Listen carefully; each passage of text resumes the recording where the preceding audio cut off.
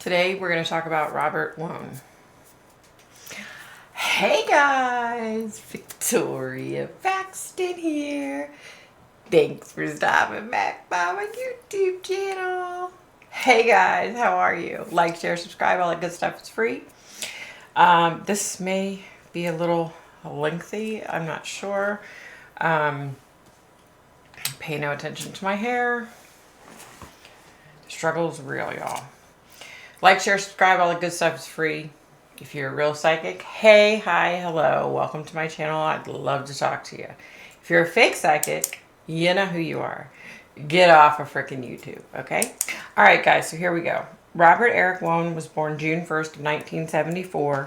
He was a fourth-generation Chinese-American born in Manhattan and raised in Brooklyn, New York. After graduating from Xavier, I don't know how to say that, high school as the valedictorian of his class, he attended the College of William and Mary as a James Monroe Scholar. Wow. There he met Joseph Price, who was then a senior in the 92-93 academic year. Wone and Price shared several activities, including an honor society and student government leadership position, before Price graduated in 1993. In September 1993, the Richmond Times-Dispatch published an opinion piece co-written by Wone, criticizing a prior Times-Dispatch article on William and Mary faculty. Wone graduated from William and Mary in 1996 and then received his Juris Doctor degree with honors from the University of Pennsylvania Law School in 1999. He subsequently served as a law clerk to Judge Raymond A. Jackson of the Federal District Court for the Eastern District of Virginia. Wone later worked in commercial real estate law for 7 years as an attorney with the Washington, D.C. law firm of Covington and Burling. In case you don't know, Covington and Burling is pretty upper class in D.C. As part of his public service responsibilities with the firm, he served as general counsel for the Organization of Chinese Americans, the OCA. On June 7, 2003, Wone married Catherine Ellen Yu, and the couple lived in Oakton, Virginia, in Fairfax County. Near my old stomping ground, y'all. On June 30th, 2006, about 2 months before he was killed, Wone left Covington and Burling and was hired as general counsel for Radio Free Asia. Wone was very active within the Asian American community, supporting organizations such as OCA and the Museum of Chinese in America. At the time of his death, he was president-elect of the Asian Pacific American Bar Association. On August 2nd, 2006, Wone was fatally stabbed while staying overnight at a row house on Swan Street in Washington's DuPont Circle neighborhood that was owned by Price and his domestic partner Victor Zaborski, where they lived with Dylan Ward as a polyamorous family unit. That was a mouthful. Try to say that 5 times fast, y'all. Wone had gotten to Price's residence at approximately 10:30 p.m. after he worked late. He had arranged to stay at their place days before. Neighbors had reported hearing a scream, later identified as Zaborski's, during the 11 p.m. newscast. Zaborski made a 911 call at 11:49 p.m. and paramedics arrived 5 minutes later, followed by the officers of the Metropolitan Police Department, the MPDC. Price phoned Wone's wife, and Wone was pronounced dead at George Washington University Hospital at 12:24 a.m. on August 3rd. Interesting fact, I had my brain tumor taken out at George Washington University Hospital. True story. Price, Zaborski, and Ward all initially spoke with the police without attorneys, and video recordings of those interviews were shown at the subsequent conspiracy trial. The three men denied any involvement in Wone's death and speculated that an intruder had killed him. The three also denied any sexual relationship with Wone, and Wone's family have described him as both straight and happily married. All three men attended Wone's funeral, where Price served as a pallbearer. Future U.S. Attorney General Eric Holder, y'all know that name, right? Who at the time worked at Wone's former employer, Covington and Burling, called Wone a kind and gentle man who was killed in the most horrible of ways. Paramedics responding to the emergency call found three residents' calm behavior unusual. None were screaming or even helping direct the paramedics on where to go. According to Ward's attorney, detectives who interrogated the three housemates on the night of the killing informed them that they were the main suspects in the case and asked many sexually charged accusatory questions. 3 days after the killing, the gay and lesbian liaison unit of the MPDC were called in. but Unit Head Sergeant Brett Parson declined to discuss the unit's involvement. Within 2 weeks of the murder, police publicly alleged that the crime scene had been tampered with. Investigators spent more than 3 weeks examining the Swan Street row house in detail, removing flooring, pieces of walls, a chunk of the staircase, the washing machine, even sink traps. Allegations that the area around Wone's body had been cleaned were revealed in an affidavit in support of a search warrant for Price's offices at the D.C. law firm of Arent Fox. 3 months after Wone's death, Price's brother Michael and an accomplice named Phelps Collins burglarized the Swan Street row house. They took more than $7,000 worth of electronic equipment. 2 individuals, including Price's brother, were charged with the burglary, but those charges were later dropped. There's a lot of SHIT that goes down in this row house, apparently. In 2007, the MPDC revealed that they had been preparing to make an arrest in the Wone murder case in 2006, but that the burglary had derailed those plans. Why? I don't get it. Police have not revealed the name of the arrest target, nor the charges that would have been filed. And why would you even bring that up? You know what I mean? Like, why would you do that to the family? I don't get that shit. Police have not... In 2007, the Washington Post reported the frustration of Wone's widow with the FBI crime lab. It has been trying at times as we continue to wait for the FBI to complete their analysis of all the samples that were taken. Over 1 year, the case had been transferred to 3 separate prosecutors, earning it vagabond status in the U.S. Attorney's Office. Wone's widow retained the services of Attorney Holder to peruse the case. On the first anniversary of Wone's death, she held a press conference to appeal for public assistance in finding the killer, her first public comment on the case. During the press conference, Eric Holder publicly pleaded with Price, Zaborski, and Ward to provide additional information, saying, quote, "You need to ask yourself, have I provided police with all the information I know?" Close quote. No. Interested parties such as the OCA used the first anniversary of Wone's death to criticize what they deemed police inaction in the investigation. In contrast to the first anniversary of Wone's murder, there was no press conference on the second anniversary, and neither the Wone family nor police made any statements to the press. In October 2008, an obstruction of justice charge was filed against Ward, who had since moved to Miami-Dade County, Florida, and was living in a home owned by Price. In November 2008, Price and Zaborski were arrested and charged with obstruction of justice. All 3 men were later released pending trial, but subject to electronic monitoring and curfews. On December 19th of 2008, additional charges of conspiracy were filed against all 3 men. During the same hearing, the electronic monitoring and curfew restrictions for the 3 defendants were ended, and prosecutors announced the possibility that charges related to tampering with evidence could be filed in the future. The affidavit filed by authorities supporting the arrest warrant for Ward showed that investigators had concluded the men were not telling the truth about what had happened. You think? That report states, quote, "The evidence demonstrates that Robert Wone was restrained, incapacitated, sexually assaulted, and murdered inside 1509 Swan Street, and there exists overwhelming evidence far in excess of probable cause that Price, Zaborski, and Ward had obstructed justice by altering and orchestrating the crime scene, planting evidence, delaying the reporting of the murder to the authorities, and lying to the police about the true circumstances of the murder." Lawyers for the 3 men accused have called the affidavit speculation, innuendo, assumptions, and irrelevant inflammatory comments, and maintain their client's innocence. Price and Zaborski were domestic partners, and the affidavit alleges that Price had previously had a sexual relationship with Ward. Washington Attorney Dale Sanders opined that the release of the extensively detailed affidavit was intended to turn one of the housemates, presumably Ward, against the others, and hypothesized that it indicated prosecutors lacked sufficient evidence to charge any of the housemates with additional crimes without the cooperation of a witness. Officials believe that a knife from the kitchen had been smeared with blood and placed near the body, while a duplicate of the knife that was missing from a set found in Ward's bedroom would have been more consistent with the wounds to Wone's body. The autopsy revealed evidence of some degree of suffocation, perhaps by a pillow, and puncture marks on the neck, chest, foot, and hand. Though no toxins were found in his body, a lack of evidence of struggle led investigators to suspect Wone had been injected with a paralytic agent. Cadaver dogs hid on a dryer lint trap and the patio drain, which detectives believe may be evidence that someone washed themselves on the back patio area and dried wet clothes in the dryer. Washington City paper columnist Jason Shirkus reported in a tribute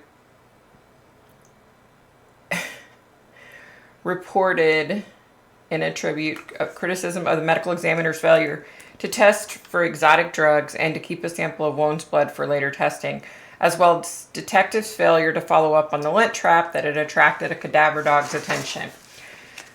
Price's lawyer challenged the timing of the indictment, saying that a contemporaneous civil suit brought by Wone's family looked unseemly and questioned whether the prosecutors and Wone's family attorneys were acting in concert.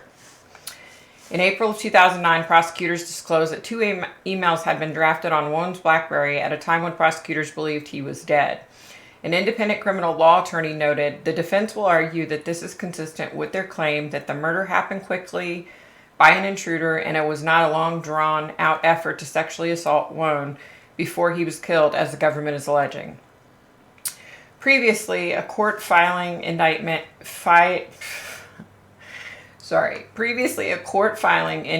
indicated that the government intended to release a personal profile that Price allegedly used on ALT.com, a sexually oriented website specializing in S&M practices.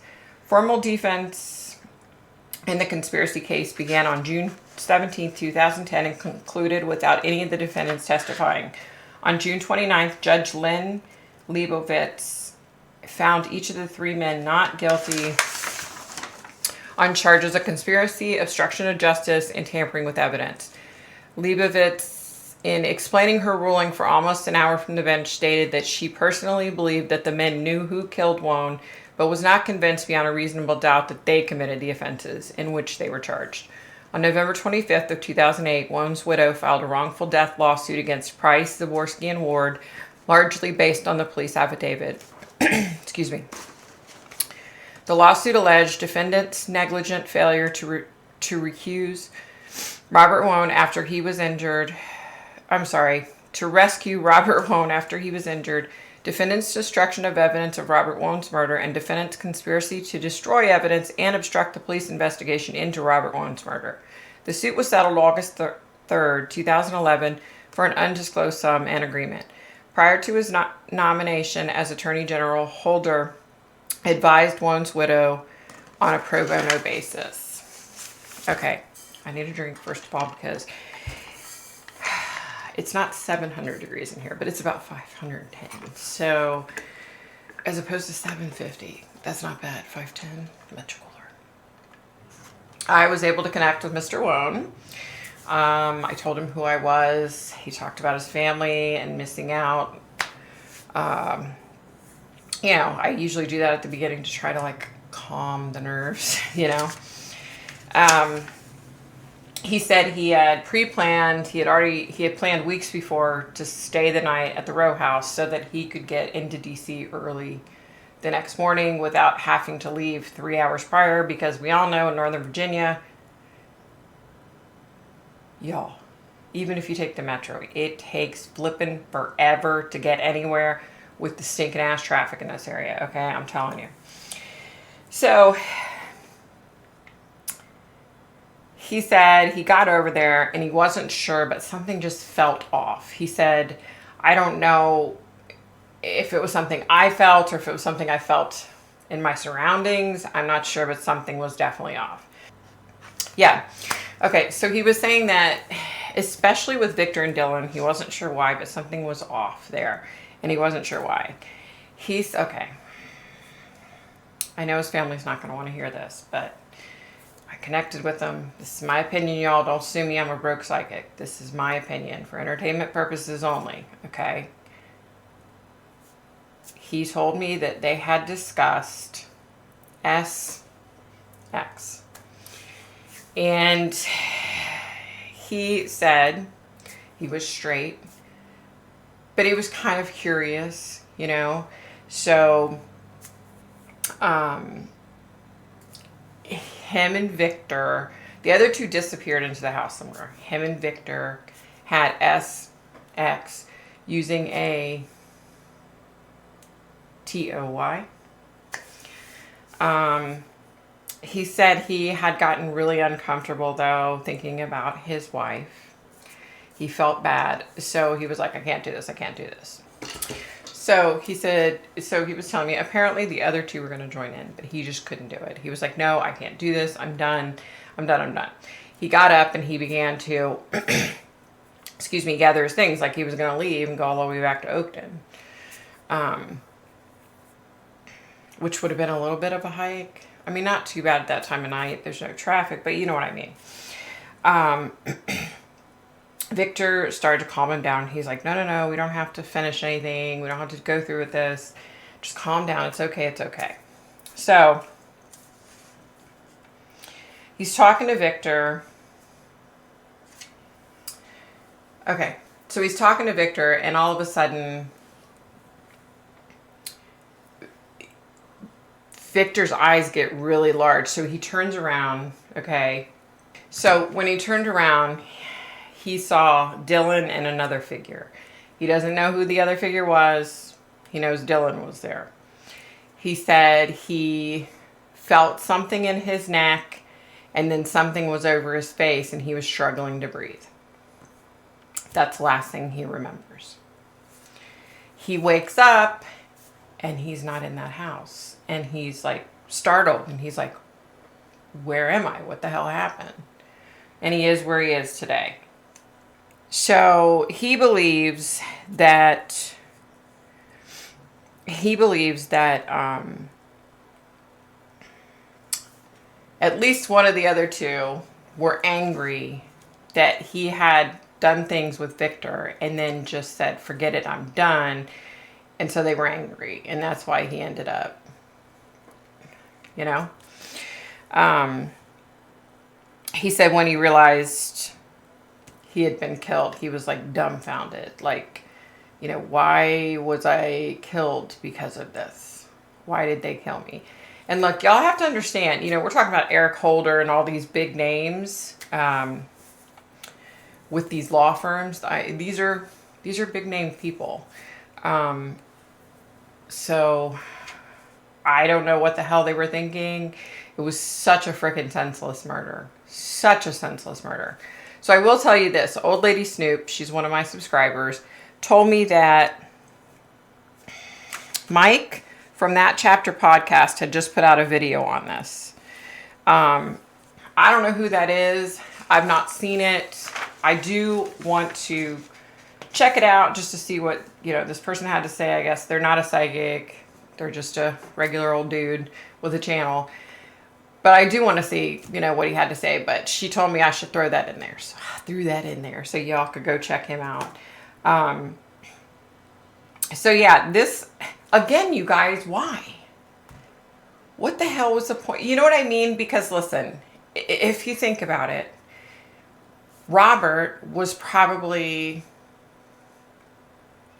so embarrassed, you know, to the point where he was getting up and getting his shit together to leave. So he was probably so embarrassed that he's not going to go tell a bunch of people what happened.